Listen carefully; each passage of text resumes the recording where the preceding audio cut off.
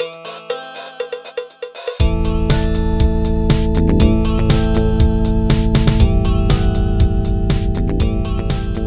there, it's me, Joseph Carabas again. Recording is in progress. Thanks to the Zoom lady. We're listening to Go West. I'm not sure if I've ever shared Go West with you before. They go they go back a ways. I first heard them in the mid 1980s. Yeah, and they're still around, still making wonderful music. Great, great stuff. Um,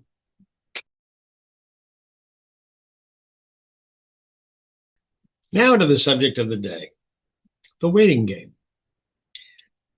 I'm not sure if I've ever mentioned this before.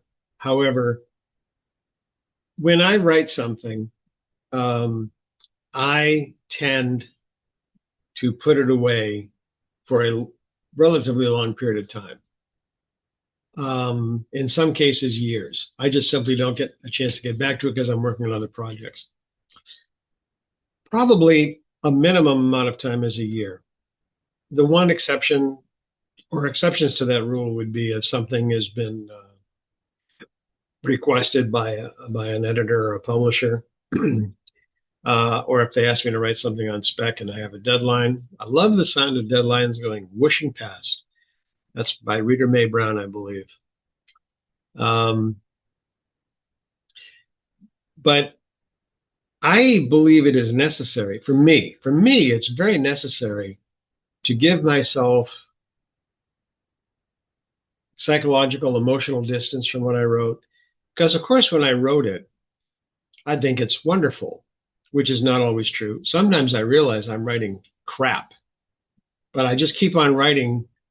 Maybe I have a good idea and I just don't know how to express it, so I'll write it down and I'll put it into a note. I actually, in the middle of my documents, I have things written in bold red in brackets, which is a note to me to be aware of next time I pick up the piece that this needs work. I'm aware that it needs work as I write it, which I believe is also a useful habit for me, hopefully for you. Because I don't want to stop the flow of the writing as I am producing, even when I know I'm producing crap, because that's part of the process for me. Part of the process for me is just getting it down, getting it out. It can be fixed later. That's the whole point of editing and revision. You can fix it later. So I give myself time. Number one, my writing craft, my skills generally improve. My storytelling may not improve. I may have, originally written one hell of a story and I'm going to write another hell of a story. As I pick it up again months, years later, wow, that's got some dynamite stuff in there. However, the way I expressed it, not the ideas that are in the story, but the way I express those ideas needs work. And if I were to edit something as soon as I wrote it, I don't have that ability. I'm just too close to it. I think it's, wow, this is really good, even when I know it's not. And I need to give myself distance to pick it up months, at least weeks, if not months or years later, and say, or look at it as if it's something entirely new to me. Even better, I have the ability to look at it as something somebody else wrote completely, because I do recognize I change over time. Hopefully, I grow, one would think. So far, I'm growing out, but I'm working on that too. Um, I've grown emotionally, psychologically, spiritually, whatever, so that I can apply the new me to it. And hopefully, the new me brings stuff to it that the old me wasn't aware of, didn't have, couldn't do, whatever. So I call it the waiting game. It is to me a necessity. I would offer it to you as a useful tool. unless you're under the gun, you need to get something out. Somebody's demanding something, totally different situation.